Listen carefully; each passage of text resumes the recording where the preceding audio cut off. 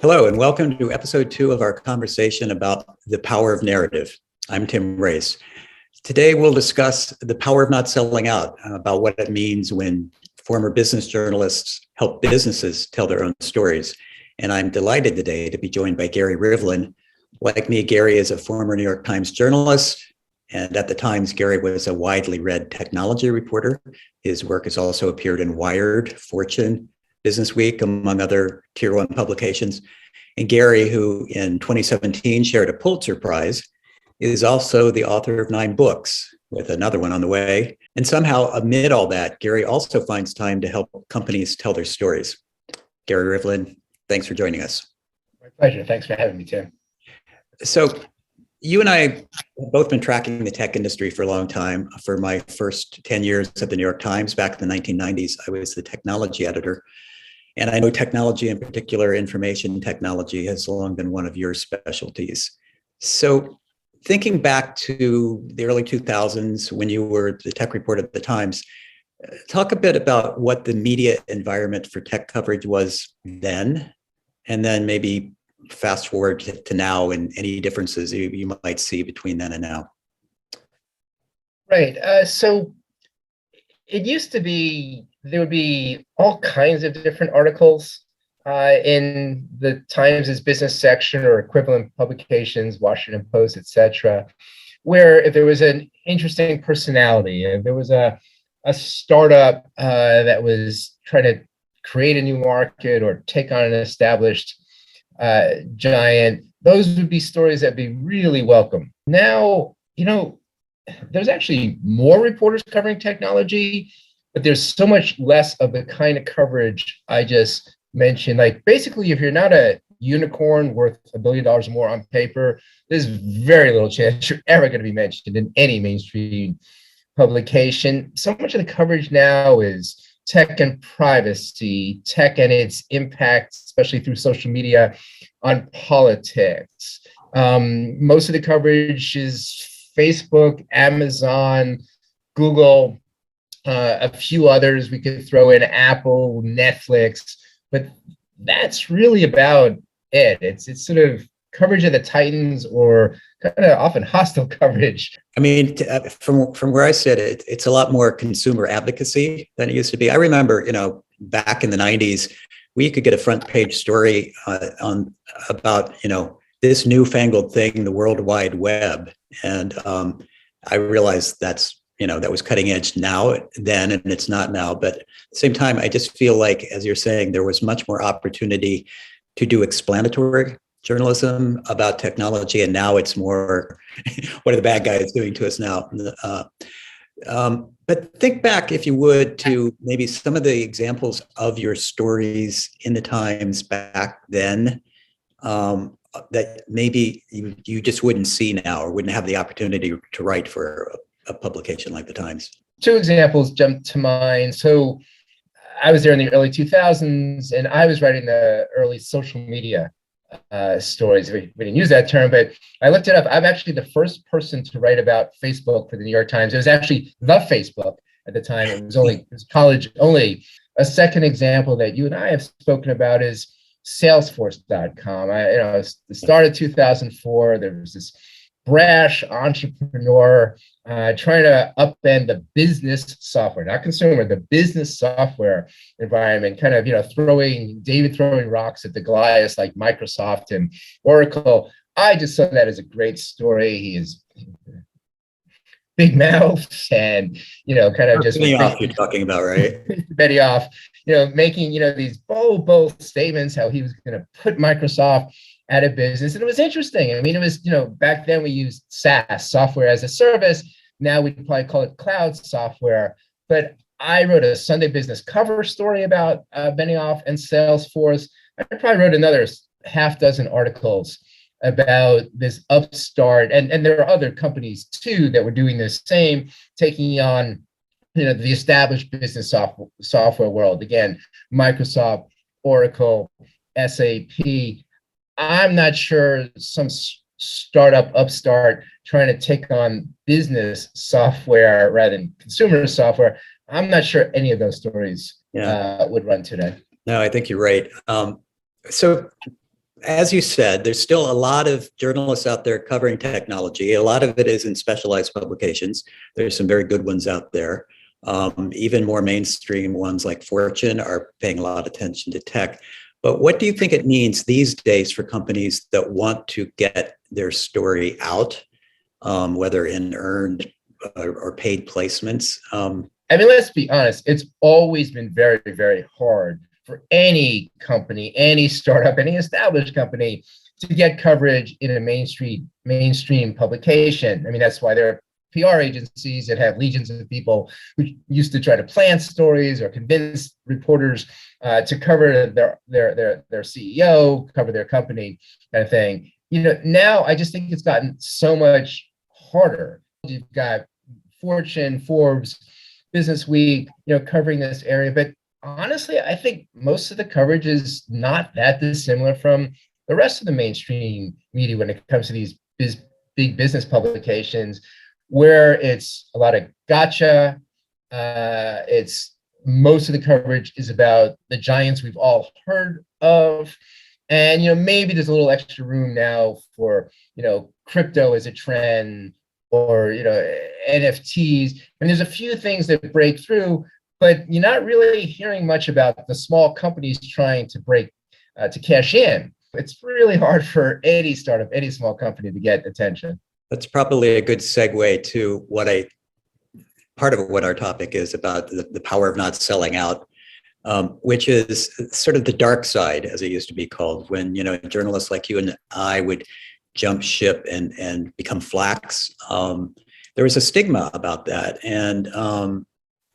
But at the same time, I think what you and I both do now on behalf of corporate clients, and you're also still a working journalist, and we'll talk about that. But what we do on behalf of corporate clients, I think, on a good day, is to use our journalistic methods and techniques on behalf of a company to tell the story the way they would hope the media would tell them. I mean, talk about that a bit, if you would, maybe even some of the examples of some of the client work you've done. Right. So I do think the stigma has largely disappeared. I mean, in part, it's because we're not talking about people walking to the, in quotes, other side to work for a PR agency, but in fact, still essentially working as journalists. I mean, what I do when I'm helping a client is I'm doing interviews, I'm looking for data points, I'm looking for, you know, telling stories to help animate the story. You know, you always want some kind of tension or something. If it's not a trend or unique observations, like, you know, David versus Goliath, a small upstart trying to take on an established giant. There's usually something journalistic, because, you know, journalism is, why are you telling this story now? One client that you and I worked on, Freshworks, it was really interesting for me because they wanted our help with a paid article in the Wall Street Journal and a second one in TechCrunch, two publications, by the way, I've never written for. So I took this as a great challenge to, like, I wanted to write a real live Wall Street Journal story that would read like a Wall Street Journal story. And so my approach was not any different than I would if the Wall Street Journal hired me to write a story about this interesting company, write us an article about them, why they're interesting, why now, kind of thing. And so, you know, I was very, very pleased when I wrote the article. And I think the metrics showed it did 2 times expectations or stuff like that. I did great. Prior to that, it's different in that the client read the story first. Obviously, there was no gotcha in it. If there was any embarrassing quote or something they didn't like the way I worded it, that would not happen in journalism. So it's not the same, but really much of the way I approach the job is no different.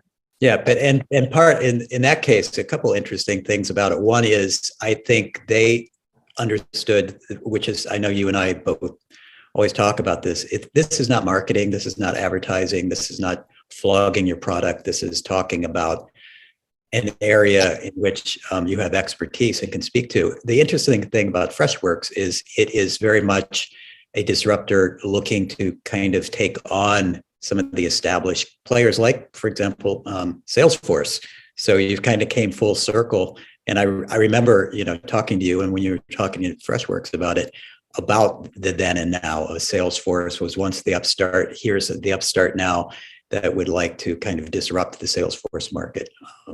People like stories. People like narratives. People like the interesting anecdote that brings them in. And so if we just tell the company story in a journalistic way, I joke. I never know what to call what I do. I sometimes say I'm a writer for hire, but my favorite is I'm your on-demand journalist. I like that.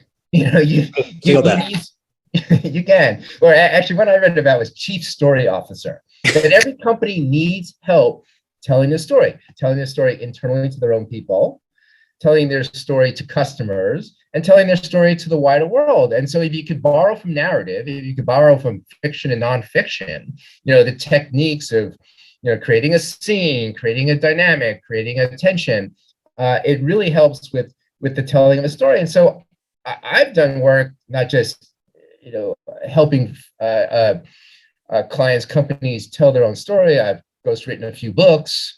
I write white papers, because one thing that journalists, I've been doing this a long time. One thing you get good at is you're really good at synthesizing a lot of information. You've touched on something when we talked about the dark side, and as I think you and I both agree, there's no longer the stigma of someone who's a journalist who starts doing corporate work. I mean, we could both cite examples, I think, of people we know that, have gone back and forth. We won't name names to protect the innocent.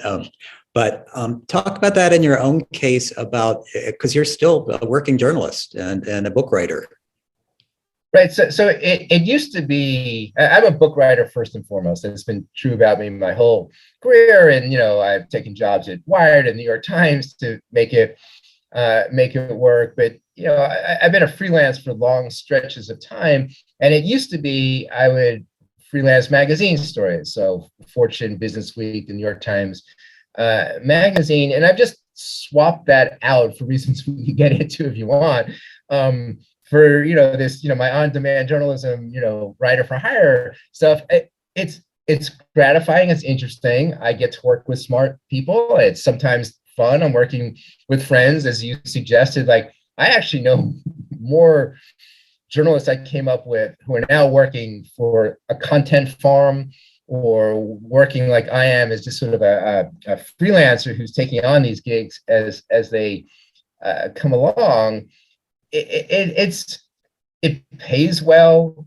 Often the clients are really appreciative that you're helping them tell their story. I've really enjoyed it more than I thought I would enjoy it. I thought I'd do it once or twice just to make some extra cash because I needed money, but I actually enjoy it. I think I am unusual in that, I'm still a working journalist.